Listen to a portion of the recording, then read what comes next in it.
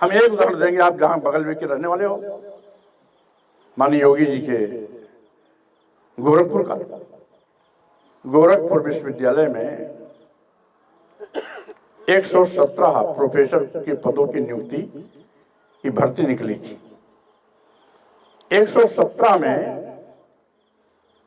11 पदों पर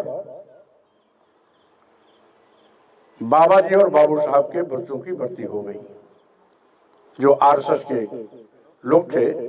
117 में 111 पद पर बचा कितना? 6 पद। 6 में ही शेड्यूल कास्ट भी, शेड्यूल ट्राइब्स भी, बैकवर्ड भी और एक माइनॉरिटी का भी था, तो उसको भी लीजिए तो कुल 6 में ये सब, यानी जिसकी आबादी 90% उसको 6 पद, और जिनकी आबादी 10 के नीचे उनको 117 में 111 पद। अंधा बाटे रेवड़ी अपन अपने का दे, ये हाल है। हमने एक उदाहरण दिया, जिस बीएचयू का नाम लिया आपने भाई शिवांग सिंह जी, बीएचयू के, उसका भी एक उदाहरण देता हूं। बीएचयू के आईआईटी के पोस्ट ग्रेजुएशन में 8 बच्चों के दाखिला की सीट थी, 8 बच्चों का सिलेक्शन भी हुआ। 8 बच्चों में 5वें नंबर पर एक ही बैकवर्ड था, प्रजापति समाज का लड़का था। उसके अलावा एक भी शेड्यूल कास्ट नहीं थे, एक भी शेड्यूल ट्राइब नहीं, एक भी बैकवर्ड नहीं। 5वें नंबर पर 5 के पहले जो 4 थे उनका एडमिशन हो गया, 5 के बाद जो 3 नाम थे उनका भी एडमिशन हो गया। 5वें नंबर पर जो प्रजापति लड़का था उसको रिजेक्ट कर दिया गया। मतलब 8 में एक लड़का भी बैकवर्ड समाज को बर्दाश्त नहीं कर पाया, जबकि मेरी एडमिनिस्ट्रेशन था, रिजेक्ट कर दिया। हमने एक छोटा उदाहरण दिया इसलिए कि जिन लोगों को राम और धर्म का भूत सवार है वो इस बात को आंख खोल के देखें कि उनके बेटे बेटियों के साथ किस तरीके से ये सरकार दुश्मनी निभा रही है।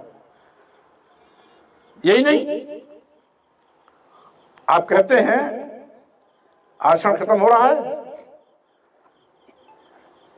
और जब जातिवाद जनगणना की बात आती है तो मोदी जी कहते हैं हमें पिछड़ा नहीं, हमें गरीब दिखाई पड़ता है, और जब मोदी जी कुर्सी रखती है तब उनको पिछड़ा दिखाई पड़ता है। वोट के लिए पिछड़ा हिंदू, वोट के लिए दलित हिंदू, वोट के लिए आदिवासी हिंदू, और सत्ता में जाने के बाद आदिवासी दलित पिछड़े सभी के दुश्मन बन जाते हैं। अगर उसके बाद भी हिंदू होते तो इनका आरक्षण खत्म क्यों किया जाता है? कि आज धर्म के नाम पर, राम का नाम लेकर देश के लूटने वालों से सावधान हो जाओ। ये धर्म को नहीं मानते, ये धर्म के सौदागर हैं, धर्म की दुकान लगाते हैं, धर्म के नाम पर हिंदू मुसलमानों में नफरत पैदा करते हैं। ऐसा लगता है मोदी जी की सरकार आने के पहले इस देश में मुसलमान और हिंदू रहते ही नहीं थे। ऐसा लगता है कि इनके आने के बाद यहां पर हिंदू मुसलमान दोनों एक साथ रहने लगे। शायद कोई इतिहास नहीं मालूम। इस देश में 1100 साल तक मुसलमानों ने राज किया, 1100 साल। 8वीं 9वीं शताब्दी शुरुआत हुई है और अंग्रेजी हुकूमत के पहले तक यहां पर मुस्लिम शासक होते थे, भिन्न भिन्न सल्तनत के रूप में। कभी शेरशाह सूरी आए, कभी तुगलक आए, कभी गोरी आए, कभी गजनी आए, कभी बाबर आए, तो कभी कोई आया, लेकिन 1100 साल तक हुकूमत किया मुसलमानों ने।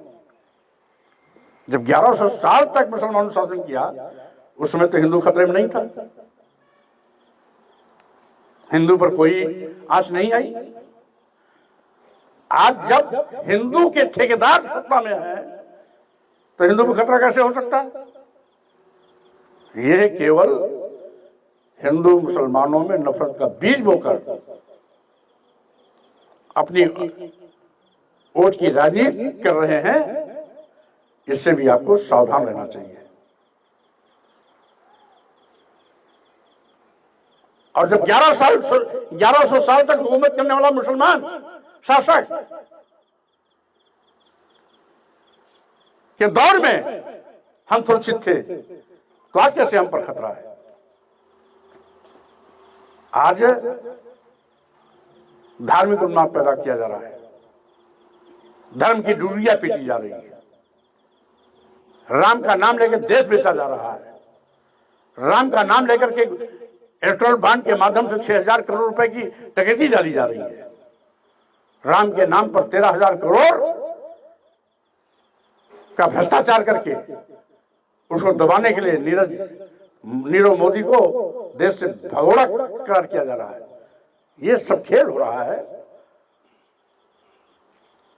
और इसीलिए साथियों, मैं चाहता हूं कि आप सभी लोग कुशीनगर के आन बान शान के लिए, कुशीनगर के विकास के लिए आप अपना स्नेह प्यार आशीर्वाद वोट के रूप में मुझे जरूर देंगे।